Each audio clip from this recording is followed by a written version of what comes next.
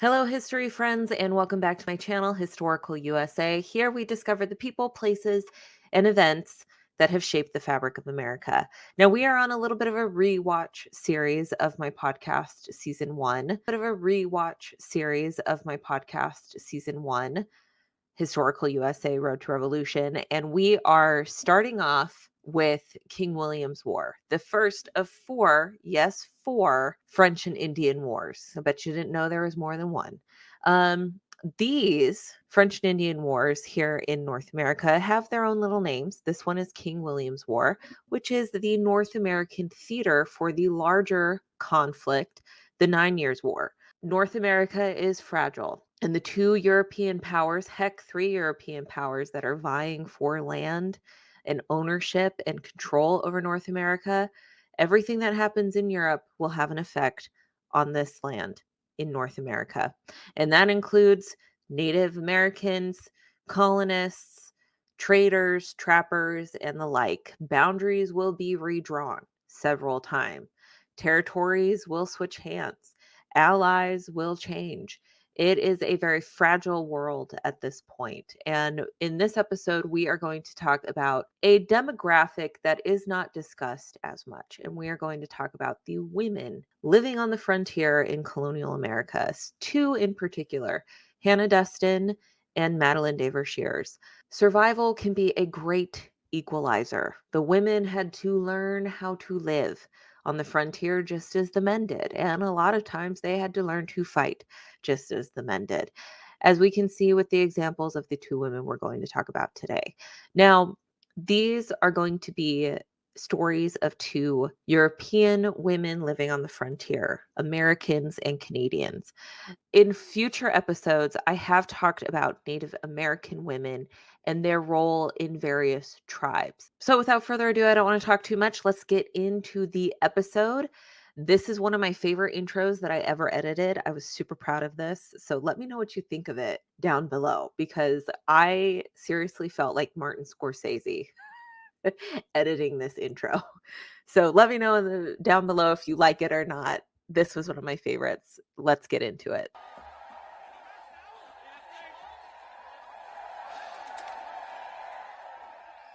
The bullets whistled about my ears and made the way seem very long. As I ran, I cried, "To arms!" hoping that somebody would come out to help me. But the two soldiers were so scared that they hid in the blockhouse.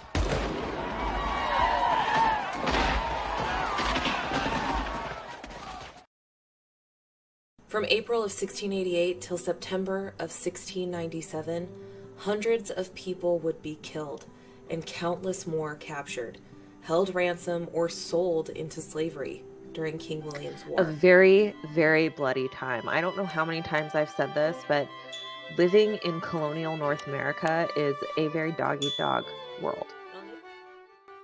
Welcome to Historical USA, and on this channel we discuss the people, places, and events that are woven into the fabric of America. In today's episode, we are going to discuss the first of three French and Indian Wars, the cause, the people, and some of the events of the bloody and horrific King. She said three.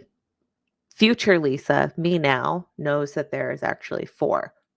It's King William's War is the first.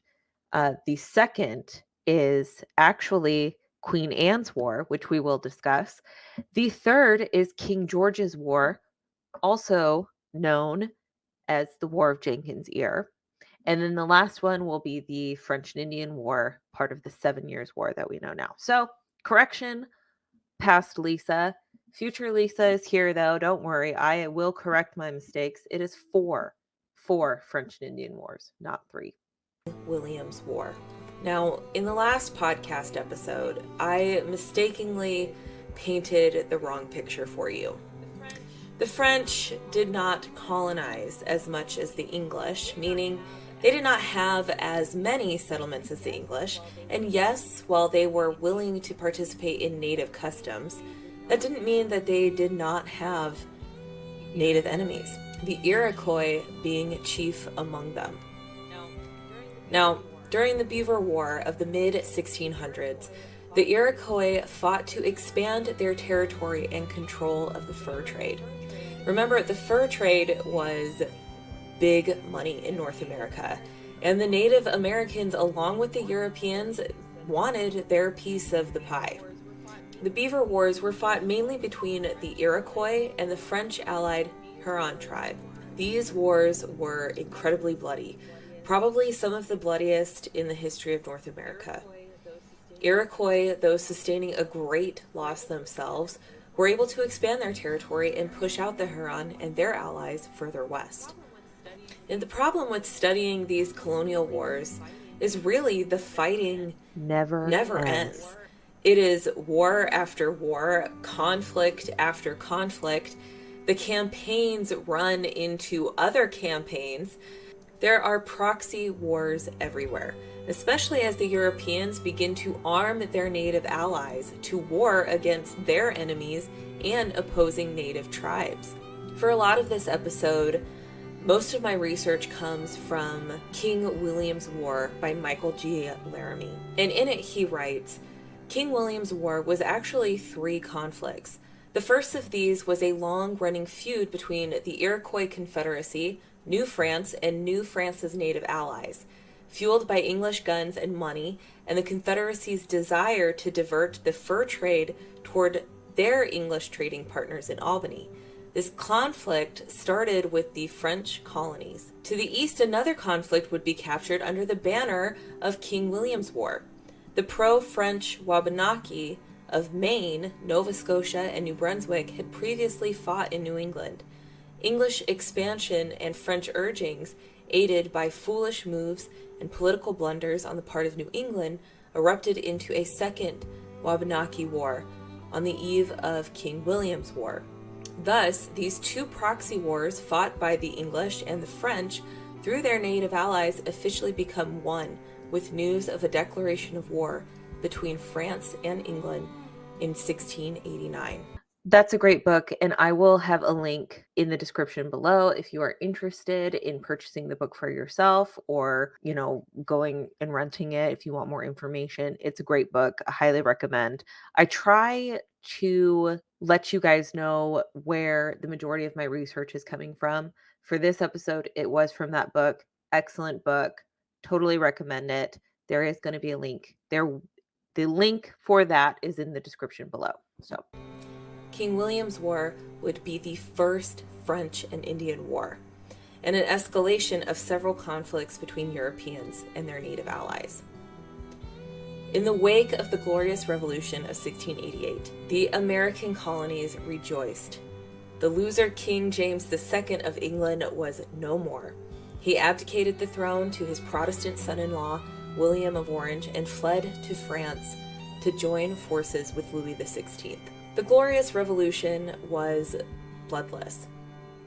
James II was not a popular king, and his conversion to Catholicism after marrying his second wife, a Catholic princess from Italy, made him even more unpopular in a Protestant country. Something that surprised me when I first started researching these colonial wars and these colonial events, because like I said, I really was not into the American Revolution much when I was a teenager, when I first started college.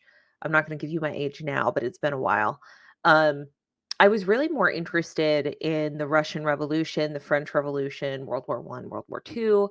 And when I decided I was going to go back and start this podcast and start from the beginning, I was really shocked and surprised how much I had to learn about not just the English monarchy, but the French and the Spanish, and how I had to detangle the political, economic, and social entanglements of the 3 empires and all of the houses of Habsburg and Bourbon. And that was something that really was surprising to me when I started looking into that, and how much of an influence those monarchies and the monarchs' personal relationships had on the colonial people in America and even the Native Americans in America.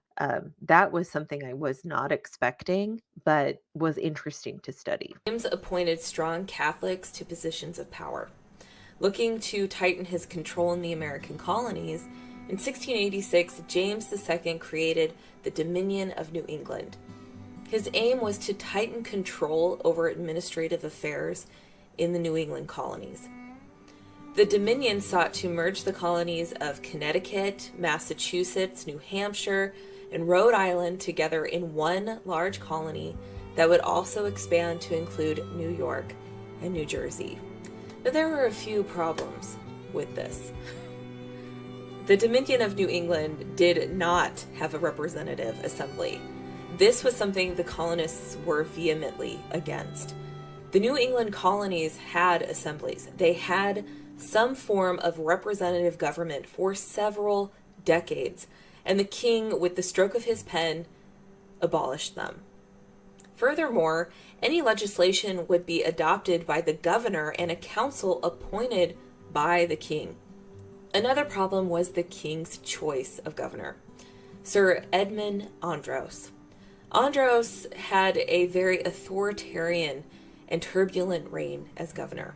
Even though Andros was not popular, he was able to negotiate several treaties with the Iroquois, an enemy of the French. The French and English were in constant dispute over the northern border of Acadia. Acadia was part of the French colony of New France in what is now southern Maine. The English colony of Massachusetts had a land charter in the area and was expanding its settlements into Acadia. And if you want to know what happens to the Acadians during the French Indian War, you can check out my video on the expulsion of Acadia right here, one of these corners. I did a whole video on that. You can go check that out if you're interested in learning what happens to the Acadians. Really, the first example of ethnic cleansing in North America is the expulsion of Acadia. So if you're interested, go check that out. At the same time, in response to King Philip's War, the 5 Indian tribes in the region of Acadia created the Wabanaki Confederacy to form a political and military alliance with New France to stop New England and their native allies' expansion into their territory. By 1689, the Beaver Wars had really not ended between the French and Iroquois, and the Northeastern Wabanaki Confederation was growing more annoyed with the Iroquois' expansion into their territory and encroachment into the fur trade in that area. On top of that, in April of 1688, Governor Andros plunders French St. Castile's trading house. Andrew claimed that the trading house was situated within the border of New England, something the French denied. The trading house was controlled by the Baron de Saint Castin. According to the Maine Historical Society, Castin was a Frenchman and the son-in-law of Macdacawando, chief sachem of the Eastern Indians, and was therefore possessed of an influence with both the French missionaries and the Indians, which he might at any moment exert against English settlers. Castin and his party, the Indians of Maine, were soon induced to take arms against the English. Castin and his Wabanaki allies responded by attacking Dartmouth, killing a few settlers, and a few days later, they killed 2 people in Yarmouth and 2 families in Kennebunk. Now, I mentioned earlier that as the news of a new king reached the colonists in New England, they rejoiced. And that is true. They did rejoice, but they also revolted. An angry mob rose in Boston, seeking to overthrow Governor Andros. A literal mob descended on Boston to arrest Dominion officials. Andros had taken refuge in Fort Mary. The ex-governor of Massachusetts, Simon Bradstreet, had called for Governor Andros to surrender, but Andros refused. Andros tried to escape to a Royal Navy ship called the Rose, but was intercepted by the militia. Refusing to speak to the new colonial assembly, Andros was put under arrest. Andros tried to escape several times but was unsuccessful and was held for 10 months before being sent to England for trial. Agents in London, however, refused to bring charges against him, so the case was dismissed, and Andros was free to go. See, even at nearly a century before independence, the people of Boston were getting sick and tired of tyrannical kings. See, that's a little foreshadowing of what's going to happen in the next coming decades. But Andros wouldn't be gone for very long, because in 1692 he was appointed the governor of the Virginia colony. Now, with Andros gone and the colony's assemblies restored, there was still tension rising in Europe. Remember how I mentioned that James II had fled to France to form an alliance with Louis XVI? Well, the new King William III allied himself with the League of Augsburg, also known as the Grand Alliance. This was an alliance of some German states, Spain, and Sweden. The alliance was formed in opposition to French expansion.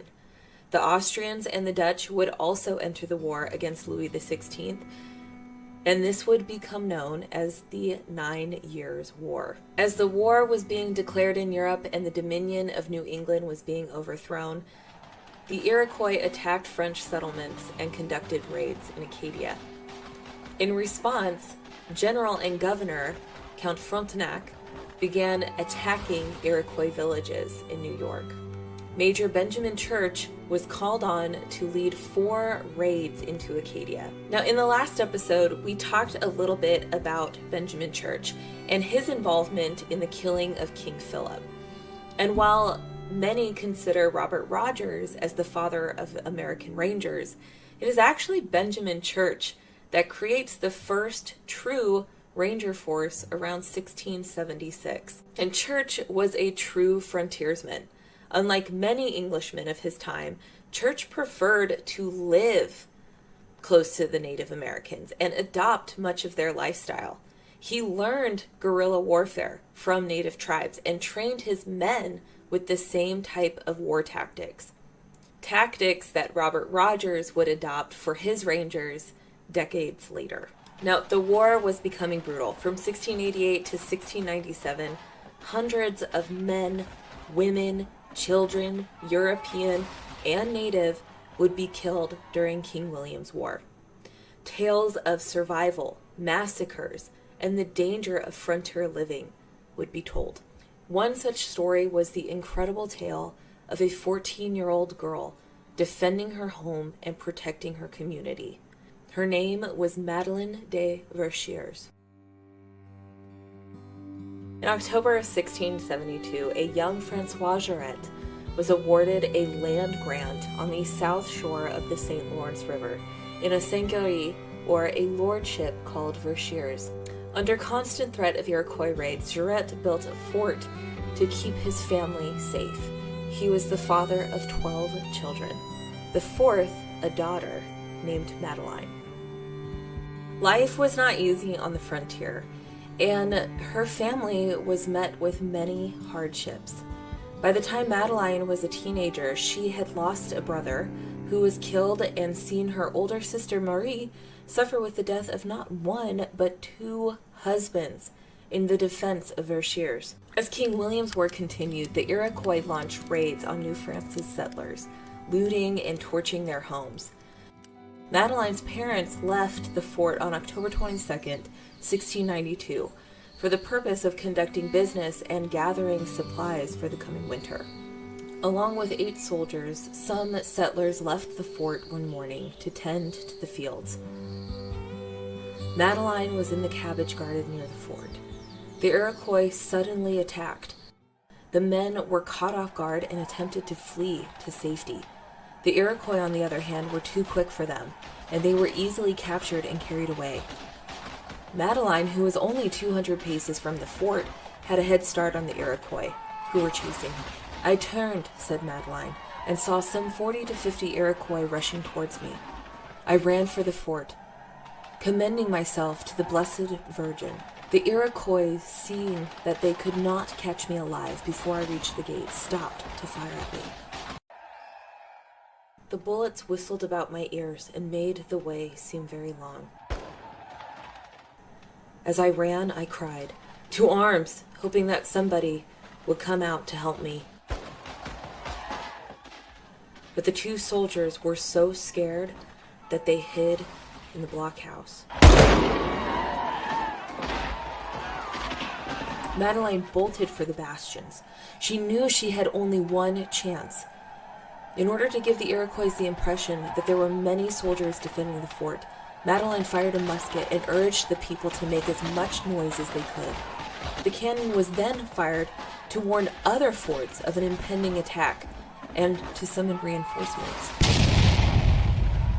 I went to examine the fort and found that there were several openings through which the enemy might enter. I gave orders to have stakes set up again, seized the end of one, and urged my companions to give hand in raising it.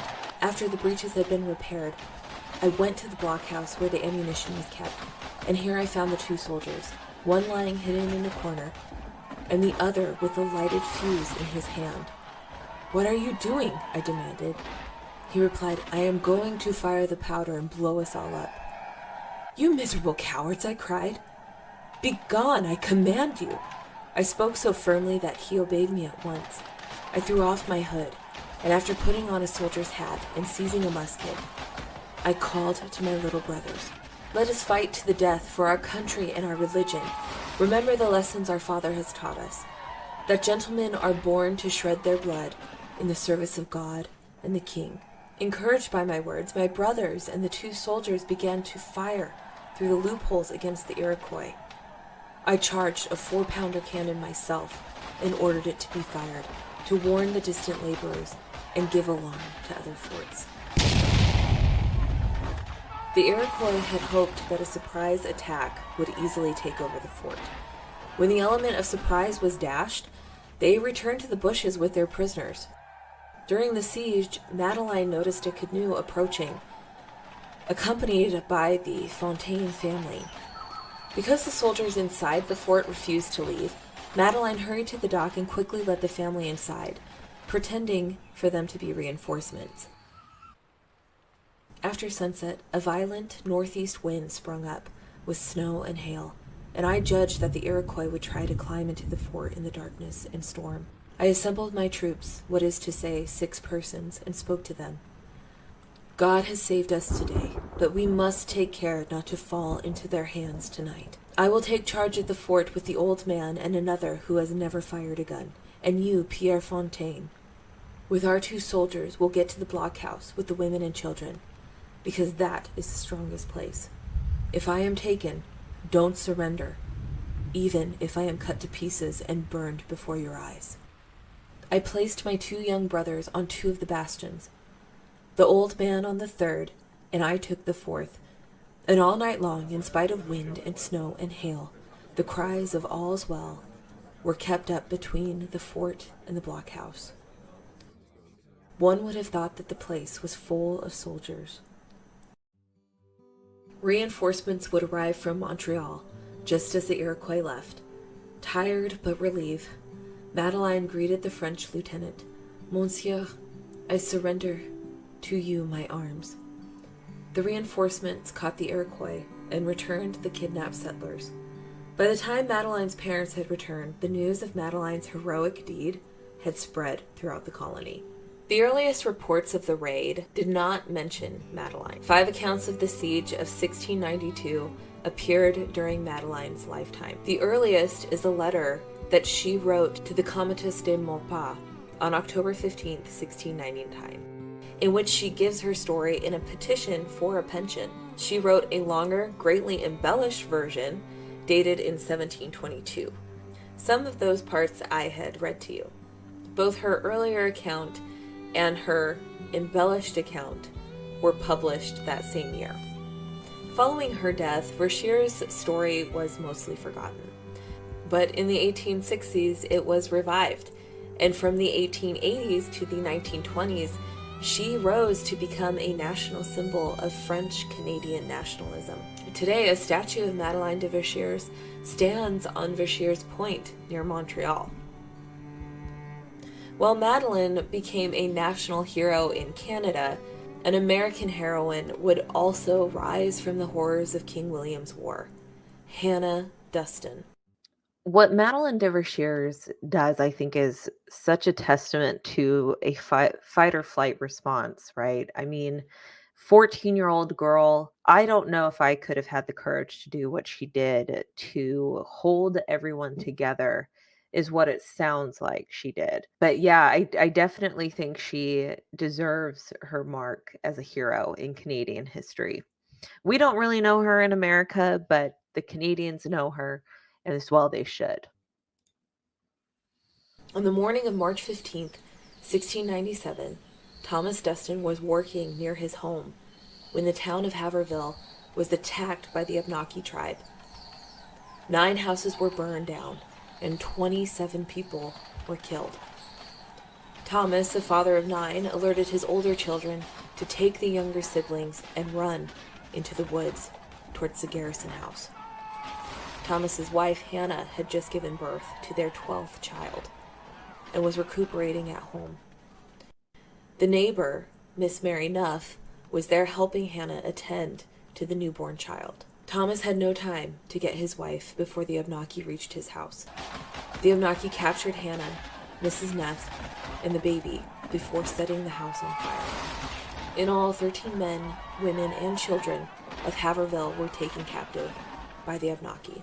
Seeing that the baby was going to slow down their progress, the Indians seized the child and bashed her head against an apple tree, killing her.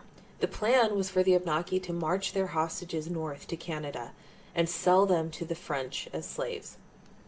Hannah and the other captives were forced to walk more than 100 miles away from their home. The Abenaki stopped at an island near the junction of the Contoocook and Merrimack rivers, near what is now the town of Pennacook, New Hampshire. This island, now known as Dustin Island, was the home of a Catholic Abenaki family. There, Hannah and Mary were held along with a 14-year-old boy named Samuel Leonardson, who was also kidnapped by the Abenaki. Hannah was determined to escape her captors. She had been taken from her home, witnessed the horrors of her child being killed. She was enraged and sought revenge. Hannah, Samuel, and Mary planned their escape. On the night of March 30th, 1697, Hannah, Mary, and Samuel waited for their captors to go to sleep. With tomahawks, they attacked their captors so fast that they were able to kill 10 of the Abenaki without resistance, several of whom were Abenaki children. Only one woman and boy managed to escape. What's yet more gruesome is they took the time to scalp all 10 of their victims. Taking a canoe and some guns, they began a long journey, traveling at night, sleeping during the day, back to Haverhill. She was reunited with her husband Thomas, and they soon traveled to Boston. While there, Hannah had told her story to Reverend Cotton Mather, who wrote about her exploits in his book, Magnalia Christi Ameriana. Many of you may have heard of Cotton Mather before. He was the reverend that condemned many accused of witchcraft during the Salem witch trials. We'll also see Cotton Mather again when he runs into a young, impressionable Benjamin Franklin during a time of the smallpox crisis in Boston. Now, another thing is that the events of King William's War will also lead to a lot of refugees and strangers, a lot of people flooding in to already settled towns because of, their houses were either burned or raided, or they were afraid of being raided on by, French allied Native Americans. That influx of people will also contribute to some of the hysteria of the Salem witch trials, which I have not done a video on, by the way. But I will let me put it this way. Let me know if you want me to do a detailed, in-depth video of the Salem witch trials. Now, I have done a podcast on it, an Instagram live with Jen from Walk with History. We did a deep dive into the Salem witch trials, but if you want to see a dedicated video to the Salem witch trials, which is happening literally during King William's War, let me know in the comments below. And I will consider making one if I can get enough people that want to see it. But the Salem witch trials are really interesting. They're super there is a lot more to it that historians have uncovered other than the hysteria of witchcraft that there is a lot of discussion and argument around today historically. So I do find it really interesting. I just haven't done a video on it. So let me know if you want me to do a video on the Salem witch trials in the comments below. Hannah and Thomas would have another child, and Hannah would live to be 79 years old, dying in 1736. For nearly a century after her death, her story had largely been forgotten. But in 1836, Nathaniel Hawthorne published in the American Magazine of Useful and Entertaining Knowledge a short story titled The Dustin Family. Hawthorne gave little respect to Hannah for her bloody deeds, instead focusing on her husband Thomas and his nobility of choosing to save their children. Good man Dustin looked at the poor things, one by one, and with yearning fondness he looked at them all. Together then he gazed up to heaven for a moment, and finally waved his hand to his 7 beloved ones. "Go on, my children," said he calmly. "We will live or die together." But to Hannah, Hawthorne closes with this awful woman, and that tender-hearted, yet valiant man, her husband, will be remembered as long as the deeds of old times are told around a New England fireside. But how different is her renown from his. 30 years later, Henry David Thoreau, in A Week on the Concord and Merrimack Rivers in 1868, recounts the tale of Hannah, concluding by mysteriously equating Hannah's deeds with original sin, writing, "According to the historian, they escaped as by a miracle all roving bands of Indians, and reached their homes in safety, with her trophies, for which the general court paid them 50 pounds. The family of Hannah Dustin all assembled alive once more, except the infant whose brains were dashed out against the apple tree. And there have been many who in later times have lived to say that they had eaten of the fruit of that apple tree." But I think it is John Greenleaf Whittier who writes in 1831 in The Legend of New England, giving the story a more balanced approach of both admiration and horror, saying, "The curious historian who may hereafter search among the dim records of our twilight time, who may gather from the uncertain responses of tradition the wonderful history of the past, will find much of the similar character, to catch forth by turns admiration and horror. And the time is coming when all these traditions shall be treasured up as a sacred legacy, when the tale of the Indian inroad and the perils of the hunter, of the sublime courage in the dark superstitions of our ancestors, will be listened to with an interest unknown to the present generation. And those who are to fill our places will pause hereafter by the Indian's burial place and on the side of the old battlefield, or throw down garrison with a feeling of awe and reverence, as if communing face to face with the spirits of that stern race, which has passed away forever." In 1861, the first public statue of a woman in America was the dedication of Hannah Dustin's statue in Haverhill. Now, in recent years, Hannah Dustin and Madeline de Verscheres has been met with a lot of controversy, and many have petitioned to remove Hannah Dustin's statue from Haverhill. Let me know in the comments below, do you think that Hannah Dustin was a murderer, or do you think that she was acting in self-defense? And whether or not her statue should be removed, or should it stay? The 9 Years' War ended on October 30th, 1697, when the Treaty of Ryswick was signed. The treaty stipulated that the borders of New France, New England, and New York remain unchanged, but claims of some of the disputed territories were left unresolved, which later leads to more unrest and cause for outbreak in the second of the French and Indian Wars, known as Queen Anne's War, in 1702. The North American theater of the 9 Years' War, King William's War, did not end until January 7th, 1699, when a peace treaty was signed between the Abenaki and the colony of Massachusetts Bay. This peace treaty, however, did not include the Iroquois.